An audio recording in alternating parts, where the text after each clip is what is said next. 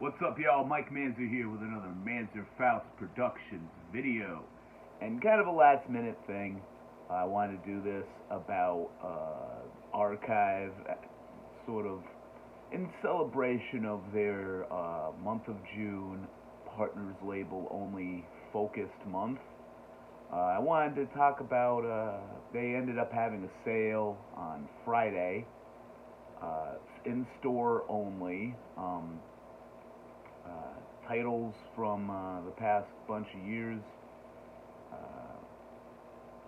were, 30% off within stores. So I wanted to take advantage, get some titles that were no longer available on the site, or some older titles that I wanted.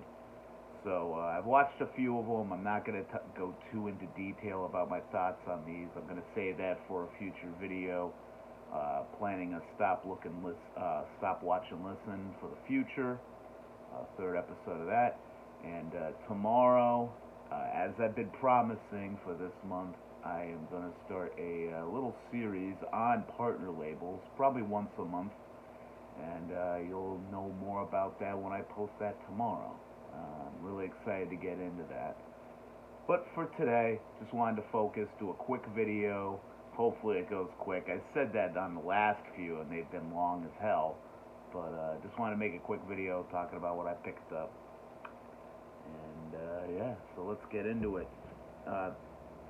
First movie, I'm going to go in alphabetical order of the label. And I only got one from each label, so don't have to worry beyond that. But first one I wanted to talk about is from Altered Innocence, a label I haven't picked anything up from, but I've been very interested. More of an LGBTQ focused label. Yeah, more interesting films to dive into on that. And this one's been out of stock for a very long time, and they had it, so might as well take advantage of it, and that is Arrebato. I don't know what that translates to, I apologize. But this looks very cool, sort of a hallucinogenic nightmare, kind of based around filmmaking and kind of this mystery surrounding a young man who makes horror films, and he receives a package from like a past acquaintance with Super 8 film, an audio tape, and a door key, and it kind of opens up this world that he thought he had left behind. Looks very interesting. It's Spanish, so I will probably view it along with a few other Spanish films. I still have one of the box sets from the former months left to finish. And that's a Spanish Gothic films kind of theme to it, so this will go well with that. Really interested in diving into this.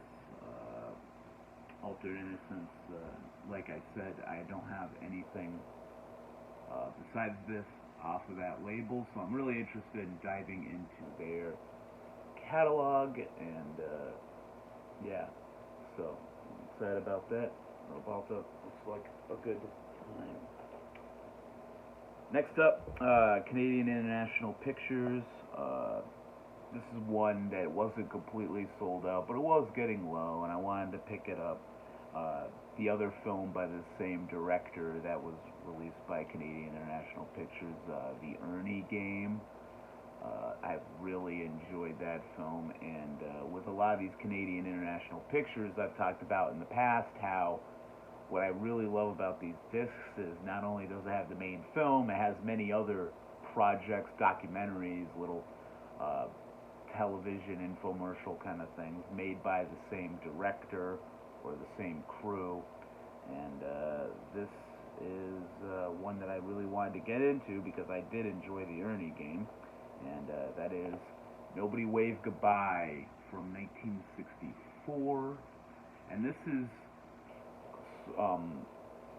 sort of falls into kind of like a 60s kind of youth rebellion film. Definitely a vibe sort of similar to something like um, Well Without a Cause. The James Dean films definitely come into mind with this sort of thing.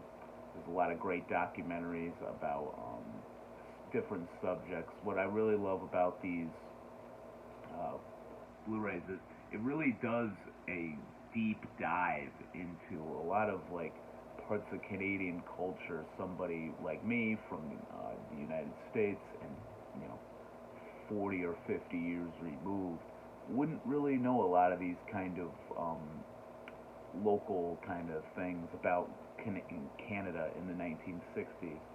So diving into a lot of this, it's very cool. There's a film about, there's a documentary about a bunch of kind of hippies, like Canadian hippies, making making a film. I don't really know what the film is about, but that was interesting. There's a documentary about a doctor who is working within a village in Africa as part of like a Canadian like kind of medical outreach kind of program. There's a documentary on a runner. There's some really cool stuff on this disc, and really happy to have got it. And yeah, I'll talk about that on a later date. But yeah, Nobody Wave Goodbye. Really cool. Love Canadian International Pictures. Everything they're doing is fantastic. So this was kind of like a jokey one. I love my shot on video, but I will be the first to admit that a lot of them have been kind of shitty. And this is from Donald Farmer, who the other example I have of his stuff is his remake of his own film, Cannibal Hookers, that was paired up with a hooker with a hacksaw. Both of those movies I was kind of underwhelmed by. I did not like the remake of Cannibal Hookers. I don't really dig the digital film kind of look. And Hooker with a Hacksaw I enjoyed a lot more, but it was kind of, came and went. This one I had a lot more fun with than I had anticipated. And I guess a lot of that is due to sort of how it uses sort of like horror hosts, and it's got a bit of a Fright Night kind of vibe to it. It deals with like a lot of witchcraft and occult elements and stuff, which is actually kind of cool. I'm getting more into the witch kind of films, which come up more in like kind of international gothic kind of films. Not a lot of SOVs that I know of that deal with that. But this does it well. It's entertaining. It's pretty funny. The main star of it is utterly gorgeous. And just my luck, her tits are out the entire movie, pretty much. And yeah, that's called Debbie Does Demons. And like, even that title is just like, what the fuck are you talking about? But it's fun. I had a real good time with this. And like I said, I'll dive more into it later. But I was pleasantly surprised. There's still some other Donald Farmer releases that I want to dive into. This is through Culture Shock, who, yeah, has been kind of hit or miss. Girlfriend from Hell came out from them, and I wasn't too big on that one. It was alright. I didn't really go into it in the right mood. But, yeah, I want to get more of their stuff. They also released, I think they did, either them or Saturn's Core did Red Lips. With Shel Bauer and one of the other, kind of SOV scream queens. But this was really good. Like I said, talk about it at a later date, but I was not disappointed and had a really good time. So, Debbie Does Demons. I'd check it out if you like, cheesy, kind of SOV goofiness. Next up, Dekanalog, and I've been kind of a new convert to Dekanalog. They don't have a ton of releases. I believe they only have about 10. The newest one being the I can't remember his name, but he Alan Rifkin. He did Psycho Cop Returns and Detroit Rock City. The Invisible Maniac. It's like a compilation of his early kind of student films. So I still need to get that one, and I still have a couple of the back catalog. But I really like the catalog because they dive into these like kind of strange parts of the world that you wouldn't typically be knowledgeable about, their film industry, their cinema. And this is definitely one of the ones I'm most excited about because it is a part of the world I know nothing about, and never mind their film industry. But that is Dachra, I believe is how you say that. I might be totally off, but this is a Arabic film made in Tunisia, and I believe it's listed as like the first horror film made in Tunisia. Very cool, so I am interested. Don't know much about this one going into it at all, and I'm trying to stay as blind as I can because, you know, I love a movie where it just surprises you every step of the way. So really excited to dive into this. I guess there's some like, there's a critical essay, not a lot of features, but yeah, I'm interested. Like I said, Dekanalog, they do a really good job with all these prints and getting some really obscure, otherwise like kind of unknown pieces of cinema out there, and that's awesome, and that's why I love collecting these partner labels. So yeah, Dachra, interested in diving into that. Next up, another label that I'm kind of a new convert to. I only have one title from, but I really want to dive in and get as many as I can with their back catalog. And yeah, so this is A New Old Play. Awesome artwork on this slip. This is sold out on the site, so getting a copy of this at Archive was awesome for me. This is, I believe, a Hong Kong film. Yep, made in Hong Kong. It's very long. It's from 2021, and it's 3 hours long, which is kind of interesting. I'm still a little, you know, kind of shallow, I guess, when it comes to longer kind of filmmaking. You know, I love the classics, you know, The Godfather, and you know, a lot of the Scorsese films that, you know, usually clock in around like 2.5 to 3 hours. Not a lot of knowledge of sort of, you know, Asian-based films that are a lot longer, and there are a fair amount of Seijun Suzuki films, who I'm a big fan of. There's a few of his films, I believe, from the late 70s that I need to still get into that are quite long. I believe they're 2.5 to 3 hours long each. So, but I'm interested in this. Been really into a lot of Hong Kong films. There's been a lot of them being released. This seems kind of like a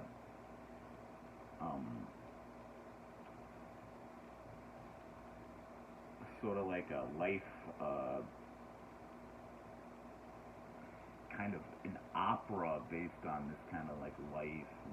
But again, this is another one I haven't really done too much looking into. Kind of trying to go into it as blind as I possibly can. There's a short making of this video essay and some other stuff. So yeah, I'm interested in diving into this. Looks very cool. I love the artwork on that slip, and yeah, looking forward to seeing if the movie lives up to that artwork. Very cool. And the last one I'm going to talk about is a follow-up to a film that I recently watched. What the hell was that one called? It was a French film. I sort of watched that one and Trouble Every Day together, which was quite harrowing an experience. It was Cavalier. That was very good. I really did enjoy that. Both of them I really enjoyed, but Cavalier really blew me away, and I really love the director's work on that film. So I thought, yeah, let me try another one of his films. This was put out by Music Box Selects, and also I believe it's a German label called Doppelganger. I'll have the only other film I have from this label is Heavy Trip, which is a Finnish heavy metal movie that I'm a real big fan of. I probably talked about that during my partner label recommendations video. But anyway, this is a film by Fabrice Duwels, and this is Alleluia. And this is good. I have watched this one, and I'm not going to dive too much into it. Great little, like, kind of sex thriller, a lot of themes of manipulation and kind of con artistry, and how dependent we can become dependent of somebody, and it can have very toxic, very bad effects on our psyche and our life and those around us. And it's a very interesting character piece of this kind of couple. It does have a very very much of, like, the Lonely Hearts Killers kind of motif to it. A lot of influence from those types of stories. Very interesting. I'm going to have to talk about this more in depth in a future video, but I really did enjoy this, and I'm going to be looking for more from Fabrice Duwels in the future, because as of these two films I've seen by him, fantastic French director, and I'm getting much more back into the French kind of extreme. I don't know if you would really put this in with the French extremity movement as much as Cavalier. It does have a lot of elements, but I feel like this is a lot more of a psychological kind of thriller than the more kind of just visceral gore you would get with a lot of those other films. But this definitely has scenes like that. Like I said, I'll discuss this at a later date, but was very happy to get this one. Hallelujah. And that's it. So, like I said, tomorrow I'm going to be doing a video on a label. You will know more about that when it's posted tomorrow. Like I said, very excited and can't wait for you guys to see it, and to start a new kind of series discussion on here. And yeah, July, I've got a lot planned. Gonna do all my mid-year kind of lists and recollections. Do some more. I got a couple of labels, record labels that I want to dive into. Got some new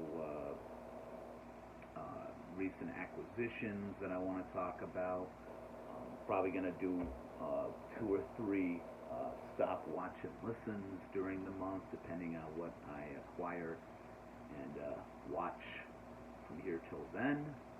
And yeah, so as usual, like, subscribe, comment down below. I'm close to 100 subscribers. I love it.